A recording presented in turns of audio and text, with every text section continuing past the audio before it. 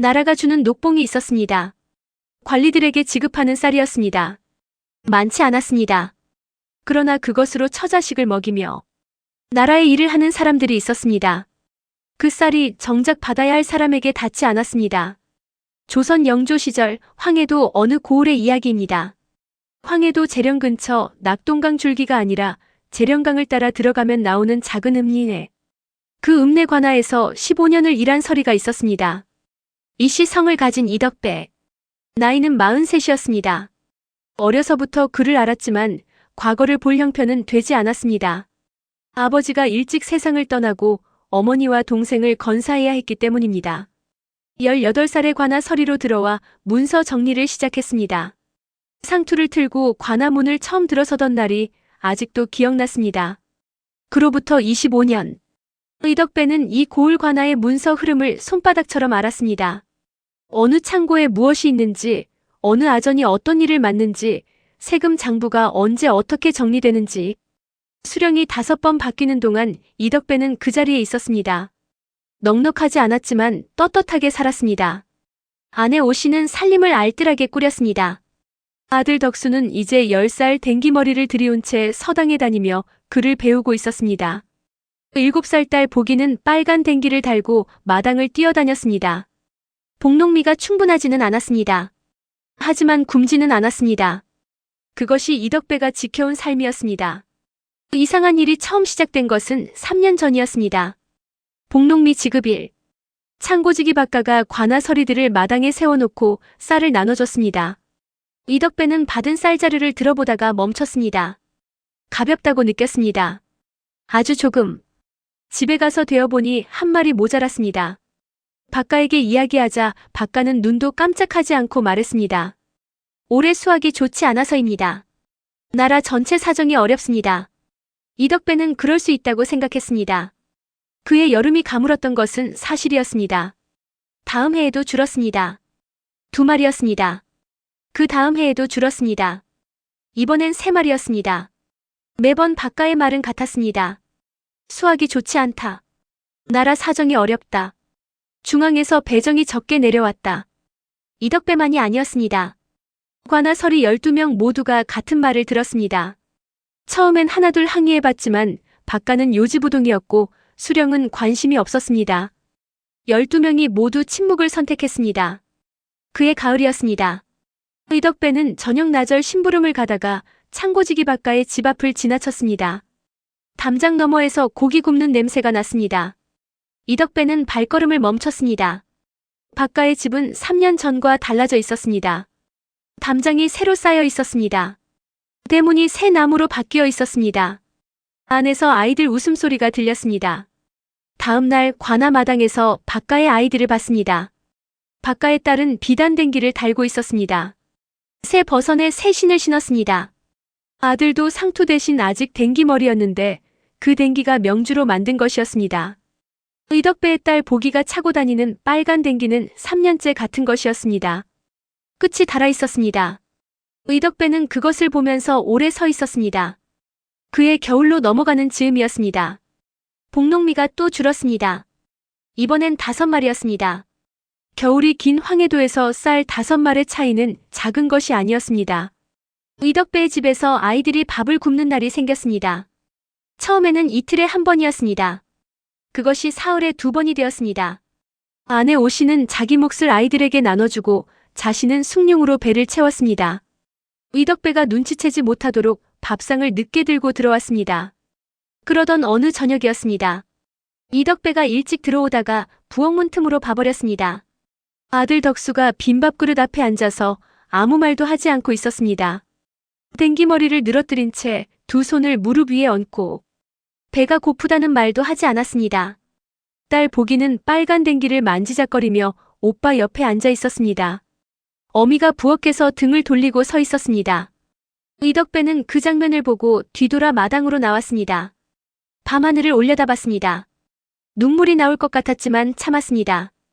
대신 주먹을 쥐었습니다. 다음 날 이덕배는 동료 서리들을 하나씩 만났습니다. 다들 알고 있었습니다. 박가가 복농미 장부를 조작하고 있다는 것을. 지급 기록에는 제대로 쓰고 실제로는 덜 주는 방식이었습니다.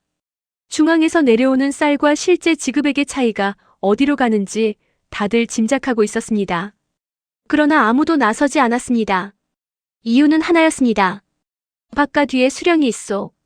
3년 전 부임한 이 수령은 부임하자마자 박가와 가까워졌습니다.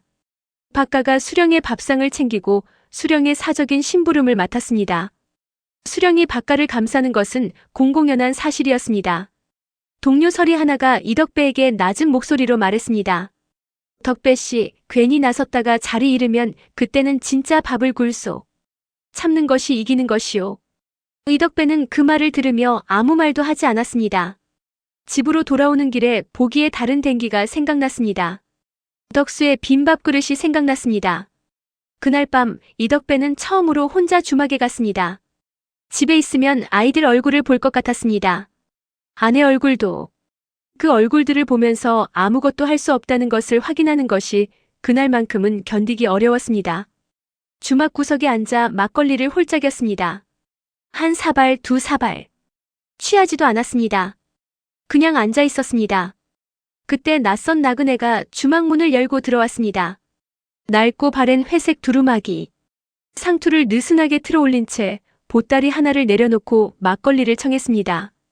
나그네는 빈자리를 둘러보다가 이덕배 맞은편에 앉았습니다. 한참 동안 둘 다 말이 없었습니다. 나그네가 먼저 입을 열었습니다. 많이 지쳐 보이시오. 이덕배는 쓴웃음을 지었습니다. 지쳐도 말할 곳이 없는 사람이요. 나그네가 조용히 자기 사발을 이덕배 쪽으로 조금 밀었습니다. 지금 이 자리가 말할 곳이오. 이덕배는 나그네의 눈을 봤습니다. 그 눈빛에는 아무것도 판단하지 않겠다는 것이 있었습니다. 그냥 들을 준비가 된 눈이었습니다. 이덕배는 천천히 입을 열었습니다. 복농미가 줄어든 것부터 시작했습니다. 박가의 새집, 비단댕기를 한 아이들, 동료들의 침묵, 수령과의 유착.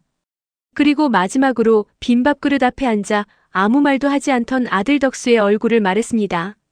나그네는 끼어들지 않았습니다. 끝까지 들었습니다. 그리고 말했습니다. 장부는 어느 창고에 있소? 이덕배는 잠시 멈췄다가 대답했습니다. 관아 창고 안쪽 선반에 있소. 복록 장부와 수령 확인서가 따로 묶여 있소. 나그네는 고개를 끄덕였습니다. 더 묻지 않았습니다. 막걸리를 한 모금 마시고 자리에서 일어섰습니다. 이덕배는 그 등을 보며 물었습니다. 당신은 누구요? 나그네는 돌아보지 않고 걸어나갔습니다. 이튿날 새벽부터 나그네는 움직였습니다. 먼저 관아 창고 주변 지형을 파악했습니다. 창고가 몇 개인지, 복농미가 어느 창고에 보관되는지, 박가가 쌀을 언제 어떤 방식으로 옮기는지. 그러고는 관아 인근 미국 상인들을 찾았습니다. 읍내 장터에서 쌀을 대량으로 취급하는 상인이 둘 있었습니다. 나그네는 그들에게 접근했습니다. 행색은 가난한 과객이었지만 질문이 날카로웠습니다. 최근 몇 년간 누가 관아 창고에서 쌀을 정기적으로 팔러왔는지. 상인 하나가 처음엔 모른다고 했다가 나그네의 눈빛을 보고 천천히 말했습니다. 박가 성을 쓰는 자가 매달 20여 석을 가져왔소. 관아 마크가 찍힌 쌀자루였소. 나그네는 그것을 들으며 고개를 끄덕였습니다. 다음으로 관아 바깥에서 일하는 창고 인부들을 만났습니다. 쌀을 옮기는 일을 하는 사람들이었습니다. 이들은 더 구체적이었습니다. 박가가 지급일 전날 밤에 쌀을 일부 빼내어 따로 보관하는 것을 봤다고 했습니다. 수령의 창고 방향으로 간 적도 있었다고 했습니다. 사흘이 걸렸습니다. 증언이 모였습니다. 흐름이 보였습니다. 닷새째 되는 날 아침이었습니다. 관아 창고 앞마당. 이달치 복농미 지급일이었습니다. 박가는 기분이 좋았습니다. 서리들이 줄을 서고 자기가 장부를 들고 쌀을 나눠주는 이 순간이 좋았습니다. 이 고을에서 3년 동안 이어온 방식이었습니다. 서리들은 항의하지 않았습니다. 수령은 묵인했습니다. 아무도 건드리지 않았습니다. 오늘도 마찬가지일 것이었습니다. 서리들이 줄을 섰습니다. 그 줄 안에 이덕배도 있었습니다. 상투를 단정히 틀고 손을 앞에 모으고. 눈빛은 평소와 달랐지만 박가는 눈치채지 못했습니다. 박가가 첫 번째 자루를 내밀었습니다. 그때였습니다. 창고 마당 입구에서 발걸음 소리가 들렸습니다. 천천히 그러나 분명하게 낡은 회색 두루마기를 걸친 나그네가 걸어 들어왔습니다.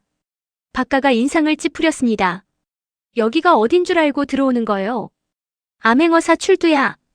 창고 마당 전체가 얼어붙었습니다. 나그네의 손에 손바닥만한 둥근 마패가 나왔습니다. 청동 원형패. 그 위에 말 3마리가 선명하게 새겨져 있었습니다. 아침 햇빛이 마패 위에서 번쩍였습니다. 박문수였습니다. 박가의 얼굴에서 핏기가 가셨습니다. 줄 서 있던 서리들이 술렁였습니다. 의덕배는 그 자리에 서서 눈을 감았다가 떴습니다. 관아 안쪽에서 수령이 나왔다가 마패를 보고 멈췄습니다. 박문수는 창고 쪽을 가리키며 말했습니다. 복록장부와 수령 확인서를 당장 가져오시오.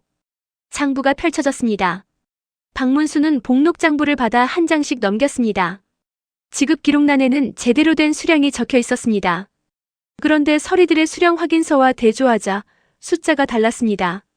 장부에는 10말을 줬다고 되어 있는데 실제 확인서에는 7말만 받았다고 적혀 있었습니다.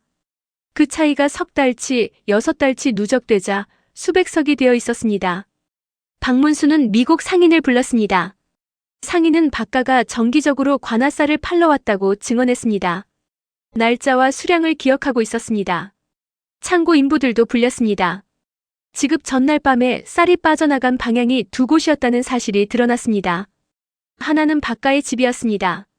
하나는 수령의 내당 창고였습니다. 수령의 얼굴이 창백해졌습니다. 박문수는 수령을 바라봤습니다. 서리들의 복록미를 빼돌린 것이 창고직이 단독이 아니었소. 본 어사가 직접 상기에 보고하겠소. 수령이 입을 열었다가 닫았습니다. 박가는 이미 다리가 풀려 주저앉았습니다. 둘 다 포박되었습니다. 박문수는 서리들을 향해 말했습니다. 피해 수량을 각자 확인하시오. 변상 절차를 밟겠소. 의덕배는 그 말을 들으며 손이 떨렸습니다. 옆에 서 있던 동료 서리가 낮게 말했습니다. 덕배씨, 저 나그네가 주막에서 당신이 만난 사람 맞소? 이덕배는 대답하지 않았습니다.